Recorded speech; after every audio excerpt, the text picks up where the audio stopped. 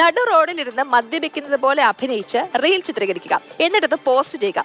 ബംഗളൂരുവിലെ ഈ യുവാവ് ഇപ്പോൾ കേസിന് പിന്നാലെ നടക്കുകയാണ്. നമുക്ക് ആ ദൃശ്യങ്ങളൊന്ന് കാണാം.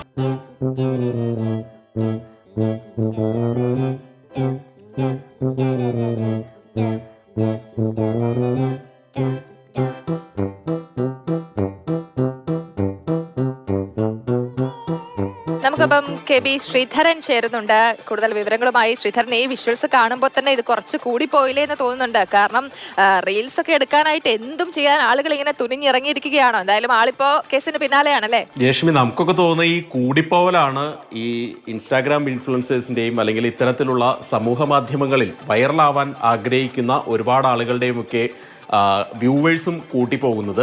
ഏതായാലും എനിക്ക് ഈ ദൃശ്യങ്ങൾ കാണുമ്പോൾ ആദ്യം ഓർമ്മ വന്നൊരു ഇത് നമ്മുടെ ജൂനിയർ മാൻഡ്രാക്ക് എന്ന് പറഞ്ഞ ചിത്രത്തിൽ ജഗതി നടുറോഡിൽ ഒരു പായക്ക് വിരിച്ച് കിടക്കുന്ന ഒരു ദൃശ്യമാണ് ആദ്യം ഓർമ്മ വന്നത്. ഇത് പായ വിരിച്ചില്ലെങ്കിലും ഒരു കസേര ഇട്ട് ഇയാൾ ആ നടുറോഡിൽ ഇരുന്ന് ചായ കുടിക്കുക അല്ലെങ്കിൽ മദ്യപാനത്തിൻ്റെ ആംഗ്യങ്ങൾ കാണിച്ച് റീൽ ചിത്രീകരിക്കുകയൊക്കെയാണ് ചെയ്തത്. ഏതായാലും ഇത് ഏറ്റവും തിരക്കേറിയ കലാശിപ്പാളയ സ്റ്റേ പാർക്ക് റോഡിലാണ് ഇയാൾ ഇങ്ങനെ ഒരു റീല് ഷൂട്ട് ചെയ്യുന്നത്.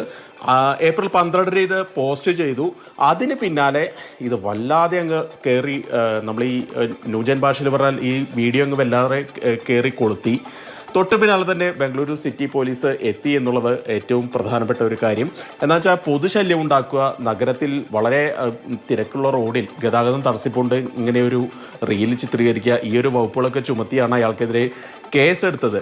തൊട്ട് പിന്നാലെ, അതായത് ഇന്ന് ഇത് സംബന്ധിച്ച് ബംഗളൂരു പോലീസിന്റെ ഔദ്യോഗിക എക്സ് ഹാൻഡിലിൽ ഒരു വീഡിയോ പങ്കുവച്ചിട്ടുണ്ട്. അതിലേറ്റവും രസകരം ഫ്യൂ മൊമെന്റ്സ് ലേറ്റർ എന്ന് പറഞ്ഞുകൊണ്ട് പോലീസ് തന്നെ ഈ ദൃശ്യങ്ങൾ വീണ്ടും എഡിറ്റ് ചെയ്ത് ഇട്ടിരിക്കുകയാണ്. അതിൽ ഈ ഫ്യൂ മൊമെന്റ്സ് ലേറ്റർ എന്ന് പറഞ്ഞ് അവസാനം ഇയാൾ ഈ പോലീസ് സ്റ്റേഷന് മുൻപിൽ മുട്ടുകുത്തിയിരിക്കുന്ന ദൃശ്യങ്ങളാണ് കാണിക്കുന്നത്. ഏതായാലും ഇതൊന്നും എന്തും ചെയ്യാം റീലിൽ എന്ന് കരുതുന്ന ആളുകൾക്കൊക്കെ ഒരു പാഠമാകണം ഇത്. കാരണം റീൽസ് ഒക്കെ എടുക്കാം, അതിനൊക്കെ ഒരു പരിധി വേണ്ടേ എന്നുള്ളതാണ്.